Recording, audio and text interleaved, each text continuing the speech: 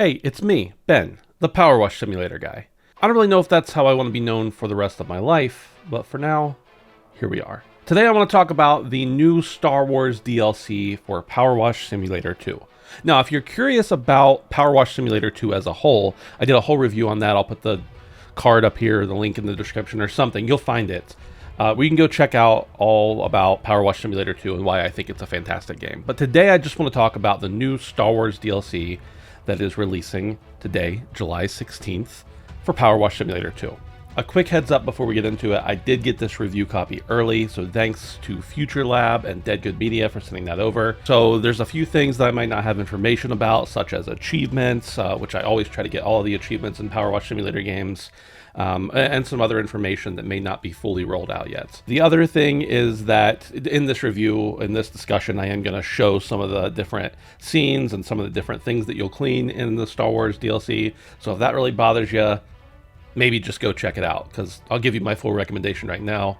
You should go check it out. As far as performance goes, it's no surprise this game runs flawlessly. It runs every bit as good as PowerWash Simulator 2. I tested it out on my pretty beefy PC, but also on the Steam Deck and the Steam Machine. I'm happy to say that it runs on all of those. My preferred is my computer desktop, because I prefer playing PowerWash Simulator games with mouse and keyboard. But if you're a controller player or you choose to do so on your Steam Machine or on your Steam Deck, you're gonna have no problems there. They're both great. The pitch for this one is $10, 6 jobs, and it's all strictly the original trilogy. Now, there's a whole lot of contention around Star Wars, of course, on whether the original trilogy is best, whether you like the prequels or the sequels, or any of the other media that comes afterwards. You don't really have to worry about it. I don't know anybody who doesn't like the original trilogy, and if you're looking for Star Wars PowerWash Simulator content and you want to know what it covers, it's really just the original trilogy that you're going to get into. Now, PowerWash Simulator has done all sorts of DLCs and they license them. They do some free ones, of course, with the Caldera Chronicles,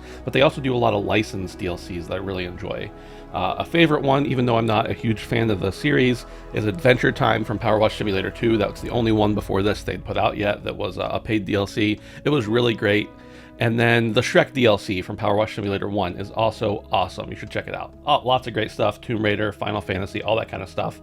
If you haven't checked any of those out and they're still available for you, I would encourage you to do so. But this is Star Wars. Star Wars, if you're a nerd like me, is near and dear to your heart, and you really want to see it treated with respect and dignity. And I can fully assure you that's exactly what FuturLab has done here. With this DLC, is make it very true to form and something that every person who loves both Star Wars and PowerWash Simulator, or even just PowerWash Simulator and don't really care about Star Wars, you're going to enjoy it. In this DLC, there are 6 jobs that you'll be undertaking, some of them a little bit smaller, but none of them super small. Most of them are on the bigger side. You play as the droid named PW02, and this is the droid that the Empire built to clean up their mess. Turns out they end up doing the same job for the Rebellion instead. Of course, as part of this DLC, you get a reskin of both the hands that you see controlling the Power Washers, as well as the Power Washers themselves.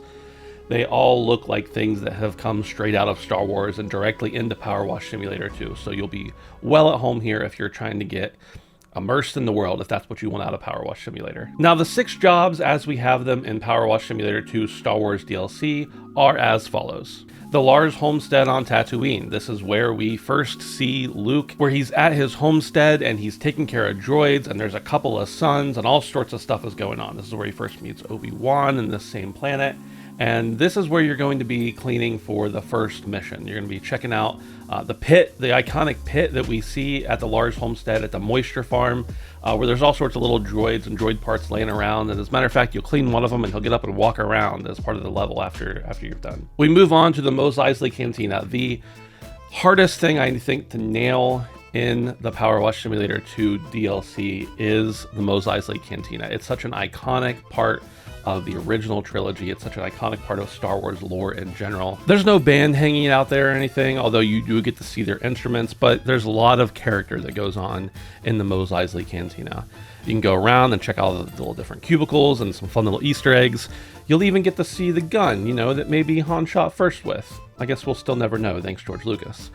But overall, this is one of the iconic locations in Star Wars that we all think about. We think about the band, we think about Luke's first time inside when he goes in with Obi-Wan, and we think about all, it brings back lots of emotions if you're a fan of the original trilogy, and it also helps if you're a fan of PowerWash Simulator. Now, this is present throughout all of this DLC, but it's also present throughout all of PowerWash Simulator and PowerWash Simulator 2, where there's lots of little tiny odds and ends you gotta clean. Especially behind the bar, where there's so many little things that are just kind of hard to see, but really need to be cleaned on all sides in order to get the completion for that level. So this is something that will continue as a trend across other levels as well. But this one has, if you're really into cleaning the nitty gritty, to getting down and really, pressing that Q button to find out where all the dirt that's remaining is, this one's going to have a lot of stuff in store for you. Next, we move on to what I can only presume is Hoth. I believe it is Hoth. You're cleaning an AT-AT, a gigantic AT-AT that feels like it's to scale as far as your PowerWash Simulator character goes. Now, they could have just given us an AT-ST or one of the smaller vehicles that were in the battle for Hoth, but they didn't. They gave us the full-size AT-AT, which is absolutely enormous. You, of course, get all the scaffolding and the scissor lift that you need, and also whatever those things are called, where you like hang on to the side of the something and you kind of can ride a little thing down, like a swing down and go left and right. I don't remember what it's called, I apologize, but you have a couple of those as well that you can utilize to get all the nooks and crannies. And as I mentioned, those nooks and crannies in the Mos Eisley Cantina, you're gonna see it a lot here as well. There's tons of little things on the underneath of the giant AT-AT that you're gonna have to get up in there and get clean. I spent a ton of time on this level. I really enjoyed it. There's some fun little Easter eggs as well, but it is one of the more tedious ones that you really kind of have to work through and really take your time on. It's great. Just pop on a podcast or an audiobook or something like that and just spend your time in here. That's what I do for almost all of PowerWash Simulator when I'm playing, is kind of listen to something else in the background or something like that, but it's really present here as well. The next thing we're going to clean up is a Super Star Destroyer bridge. Why are we working for the Imperials? I don't understand. We first got the AT-AT, now we're on to the Star Destroyer bridge. It is what it is, I guess. We're just taking jobs where we can find them, gotta make money to go home and feed the cats or something like that. This is probably my least favorite job from all of them, and not because it's not good. There's plenty of jobs in PowerWash Simulator that are very similar to this. As a matter of fact, if I didn't know it was Star Wars, I would just think it's some spaceship. There's nothing distinct about it that's Star Wars, and it's really just a large room with a couple control pits down in it that you have to thoroughly clean. There are some parts in this that are a little bit more difficult to get into, but that's okay, because overall it's still, if you're playing this because you love PowerWash Simulator and you just maybe happen to like Star Wars, or you really like Star Wars, or you don't care about Star Wars at all, this is going to be a perfectly fine level for you. You don't need to care about it, and I would say that's actually the case for all of these different jobs. You don't need to care about Star Wars to play this. You just need to really like PowerWash Simulator. Next, we move to what I believe is the hangar inside of the Death Star. I'm not 100% positive if that's true, but we're cleaning an X-Wing, which is a little bit confusing because, as I mentioned earlier, we're helping out the Imperials a little bit. But I think we're inside of the Death Star hangar cleaning an X-Wing. And I don't think it's just any X-Wing. I think it's red too, but I don't know. I'm sure somebody out there is going to know and correct me if I'm wrong, but I'm pretty sure that's what it is. This is a really cool level. It's probably the smallest job that you have. It's probably the least amount of cleaning you actually do, but they kind of make up for it. There's a little Easter egg. Once you finish cleaning part of the ship, another part of the ship opens up and kind of lets you know that you need to clean it as well. And so there adds a little bit more to it after you've cleaned up that initial ship that you can see from the outside. If you are a Star Wars fan, especially of the original trilogy, you're going to know probably what's going to open up and let you clean it, but I'll let that be a discovery for you. We finally move on to the biggest job of all, and you really can't do anything related to Star Wars, especially in video games, without this being a feature. We knew it had to be a feature. It's the Millennium Falcon, and this job is absolutely gigantic. It took me the longest single amount of time for any job of anything in this DLC. As a matter of fact, this single job might have taken me as long as the rest of the DLC combined. I didn't actually do the math, but I think that's probably correct. The Millennium Falcon is gigantic, and of course it's iconic as well. If you've ever built any of the Lego sets, or you've put together any kits, or you've just seen renderings, pictures of what the Millennium Falcon looks like, you know there's all sorts of pipes and wiring and everything else on the outside, and you've got to get all of that cleaned. It's a very tedious and very large job, but it is the Millennium Falcon. You can't help but love it. It's got a couple holes in it. There's some fun Easter eggs to find as well. You'll be on the outside of the ship primarily. You won't be inside playing chess with a Wookiee or anything like that, but nonetheless, it is the PowerWash Simulator fantasy of cleaning something gigantic, making it look awesome, while also stepping into Star Wars. And I'm pretty sure this is in that same hangar as Red 2, as the X-Wing fighter was. I, again, don't really know why it needs to be cleaned off while inside what I believe is the Death Star, but hey, who am I to question Star Wars? And as I mentioned before, pretty much every one of these levels have some sort of little Easter egg hidden in them. So if you get a chance, make sure you look out for those. Most of them you're going to have to clean to get 100% on the level. There's a lot of fun little stuff that kind of pops out and either makes a sound or presents it so that you have to clean it or something like that. Every one of these levels has something like that that you're going to enjoy. For me personally, my two favorite jobs in this DLC were the Millennium Falcon. Of course, because it is the Millennium Falcon, it's the iconic ship that we all know and love. The lovable scoundrel Han Solo was nowhere to be seen, but he sure did make a mess. And then the second thing is probably the moisture farm on Tatooine, the Lars family home where we first meet Luke in the original trilogy. I absolutely love this because like we see that space, we kind of know what it looks like from the movies, but we don't really get a chance to like explore it. And in this, you get a chance to explore it. It's not just that hollow pit. There's some other rooms in the back. There's a kitchen, there's a bedroom, etc., etc. We all know that that has to be there. Also, once you clean a droid, he gets up and walks around with you. Very true to the form of Luke taking care of those droids and making sure that they are properly cared for. Now, a couple of other things that are not necessarily Star Wars specific, but PowerWash Simulator DLC specific.